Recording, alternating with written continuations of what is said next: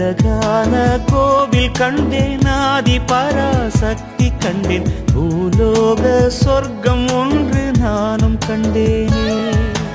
அதிகாலை சூரியன் போல் அவதாரம் ஒன்று கண்டேன், பசுவோடு கன்று என நானும் நின்றேனே. கண்டேனே சுயம்பினை கண்டேனே, சுயம்புடன் உரையாடும் தெய்வம் கண்டேன். வாய் பொத்தி வரிசையில் கை கூப்பி எனதுயிர் அம்மாவின் பாதம் கண்டேன்.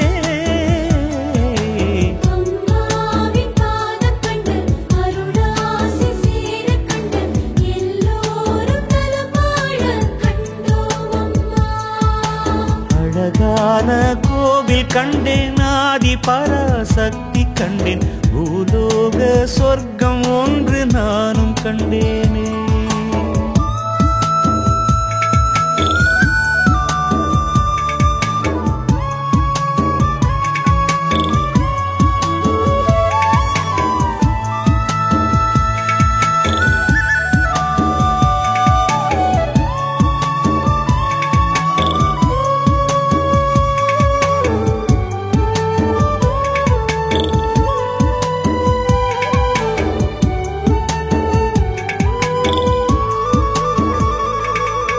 சித்தர்களின் பூமி கண்டேன், சிலை வடித்த.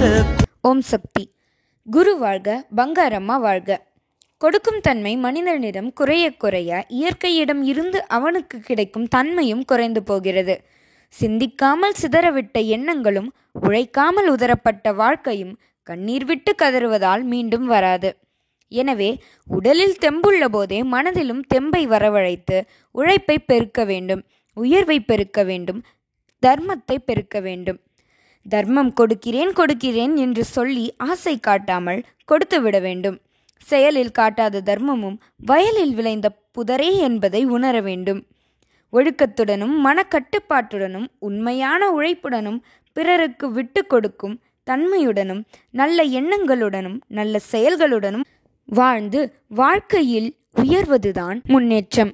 ஒழுக்கம் தவறி வாழ்பவனுடைய முன்னேற்றத்தை எல்லாம் உண்மையான முன்னேற்றமாக கொள்ளக்கூடாது. நிலம் போன்ற வாழ்க்கையை அம்மா நமக்கு கொடுத்திருக்கிறாள். அதில் பசுமையான கதிர் போல் நாம் செழிக்க வேண்டும், பலருக்கும் உபயோகப்பட வேண்டும். புதர் முற்செடியெல்லாம் வளர விடக்கூடாது. நீங்கள் பயிராக வாழ வேண்டும். ஓம் சக்தி.